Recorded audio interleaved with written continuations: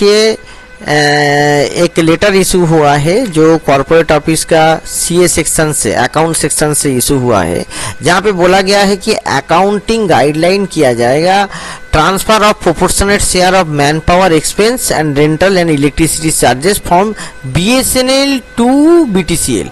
तो ये जो टावर कंपनी है, इस टावर कंपनी बनाने के लिए यहाँ पे क्या होगा, यहाँ पे अकाउंटिंग गाइडलाइंस बनाया जा रहा है।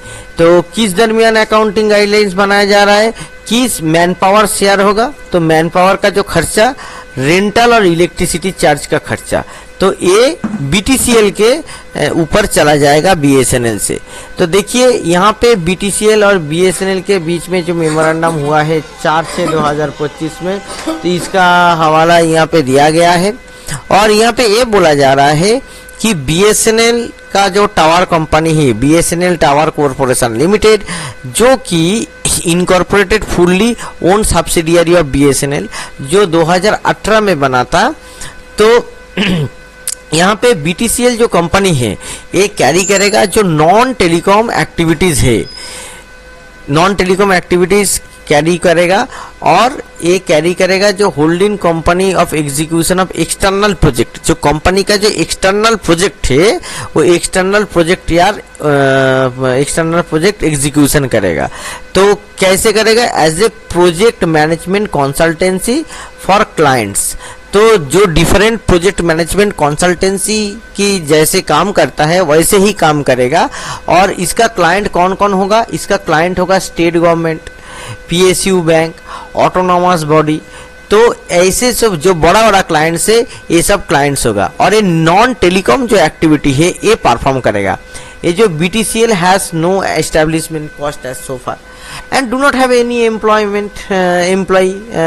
or any infrastructure of its own for the execution of this project। तो ये सब कंपनी करने के लिए बीटीसीएल के पास ना कोई एम्प्लॉय है, ना कोई इंफ्रास्ट्रक्चर है, ना कोई ऑफिस है, कुछ भी नहीं है। तो यहाँ पे बीएसएनएल का पास क्या है कि पूरा देश भर में बहुत स्किल पर्सनल है और नेसेसरी इंफ्रास्ट्रक्चर है जो कि एफिशिएंटली यूज किया जा सकता है supervision and execution work of बीटीसीएल।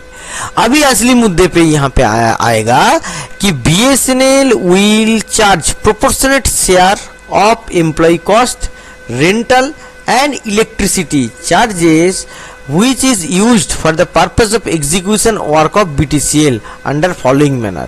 तो यहाँ पे क्या होगा कि ये जो BSNL से मैन पावर BTCL में जाएगा, ठीक है, ये आप मान लीजिए। अब जाने से वैसे आप बीटीसीएल में जो जाएगा, इसका जो तनख्वाह के लिए जो पैसा दिया जा रहा है, इसको जो सैलरी दिया जा रहा है, वो क्या होगा, वो बीएसएनएल बीटीसीएल से काट लेगा। और the employ cost to be charge upon the proportional share of actual payroll along with directly attributed expense like traveling allowance, estimated time spent by employee involved in execution project by BTCL। तो BSNL से अगर कोई एक employee BTCL में जाते हैं, BTCL में जाने के बाद अगर वो 1 साल रहते हैं, अगर 1 साल रहने के दरमियान उनका तनख्वाह के लिए 8 लाख रुपया खर्चा होता है, तो ये 8 लाख रुपया प्लस अगर ट्रैवलिंग के लिए इनका 50,000 रुपया खर्चा हुआ, ठीक है, तो 50K खर्चा हुआ, तो ये जो पूरा जो चार्जेस है, ये पूरा चार्जेस ये बीटीसीएल के अंडर हो रहा है। अब ये क्या होगा, इसको बीएसएनएल पूरा बीटीसीएल के ऊपर चार्ज कर देगा। तो बीएसएनएल क्या करेगा, बीएसएनएल बीटीसीएल से -8.5 लाख वसूल कर लेगा, ठीक है। ऐसे हिसाब से एम्प्लॉय कॉस्ट यहाँ पे कैलकुलेट होगा। दूसरा बात क्या है, दूसरा बात है प्रोपोर्शनेट जो शेयर है actual rent paid for buildings occupied by those employees.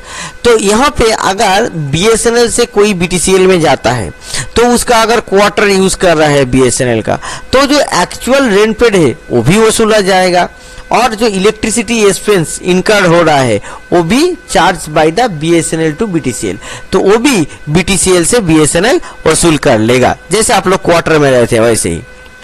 और तीसरा क्या है कि प्रोजेक्ट मैनेजमेंट चार्जेस, जो प्रोजेक्ट मैनेजमेंट चार्जेस है 15%, ये 15% क्या होगा, ये 15% बीटीसीएल से वसूला जाएगा।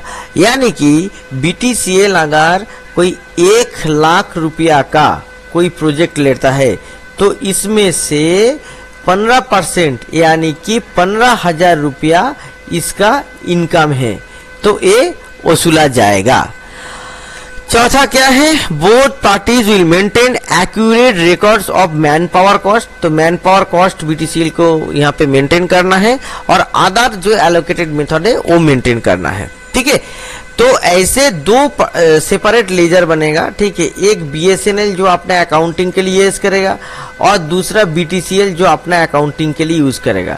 तो अगर बीटीसीएल क्या करेगा, बीटीसीएल का अगर यहाँ पे खर्च इनकम हुआ, सोचिए 10 रुपया, और यहाँ पे बीटीसीएल का तनख्वाह वंका देने में खर्चा हुआ 8 रुपया, तो यहाँ पे जो 2 रुपया प्रॉफिट है ये प्रॉफिट बीएसएनएल के पास चला जाएगा। क्यों, ये जो 8 रुपया जो है ना, ये तनख्वाह बीएसएनएल ही देगा एम्प्लॉय को, जो एम्प्लॉय रहेगा उसका तनख्वाह बीएसएनएल ही देगा, क्योंकि वो तो डेपुटेशन पे जा रहा है ना बीटीसीएल में, मगर वो क्या करेगा, ये 8 रुपया बीटीसीएल से डिडक्ट कर लेगा। खैर हम लोग आगे बढ़ते हैं। BSNL will raise invoice to BTCL on quarterly basis.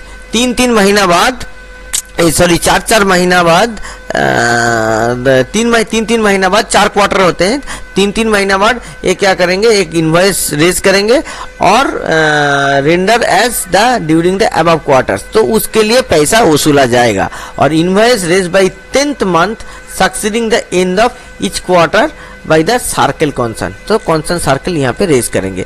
तो देखिए यहाँ पे जो भारत संचार निगम के तरफ से बहुत सारा जीएल कोड्स एलोकेट कर दिया गया है।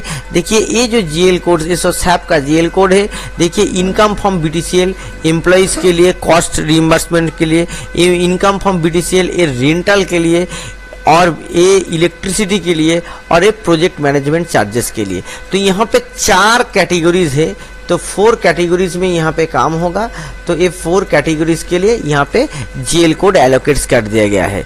तो यहाँ पे जो बात बोला जा रहा है, ये जो VRS 2.0 का, अगर VRS 2.0 नहीं भी आएगा तो ये बहुत इसका संभावना है कि बीएसएनएल में बहुत सारा एम्प्लॉइज ऐसे हैं जो लोग डायरेक्टली टेलीकॉम ऑपरेशन से, जो लोगों का जॉब प्रोफाइल में नहीं है, तो हो सकता है कि कल को वो लोगों का ट्रांसफर बीटीसीएल करने के लिए ये कंपनी कोई ऑर्डर निकाल दे।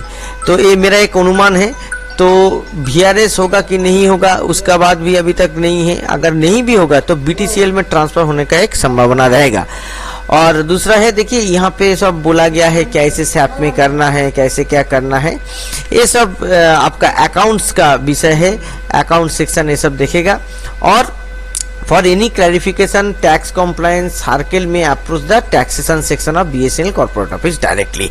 तो देखिए ये एक ऑर्डर है, तो इस ऑर्डर का दिखाने का मतलब ये कॉम्प्लिकेटेड जो चीज़ है ये समझना नहीं है, ये समझना है कि बीएसएनएल में आने वाले दिन में क्या होने वाला है, VRS होने वाला है कि बीटीसीएल होने वाला है। तो दोस्तों देखिए VRS होगा कि नहीं इसके ऊपर अभी भी क्वेश्चन मार्क है, मगर बीटीसीएल तो होगा। ये बीएसएनएल का दफ्तर में जो ऑर्डर है ये देख के लग रहा है। तो अगर जो एक्सेस मैन पावर है, एक्सेस मैन पावर अगर VRS से अगर नहीं भी जाते हैं तो बीटीसीएल में ट्रांसफर करने का पूरा यहाँ पे बंदोबस्त किया गया है। तो इस वीडियो को ज़्यादा से ज़्यादा बीएसएनएल एम्प्लॉय के बीच में शेयर कीजिए। नमस्कार।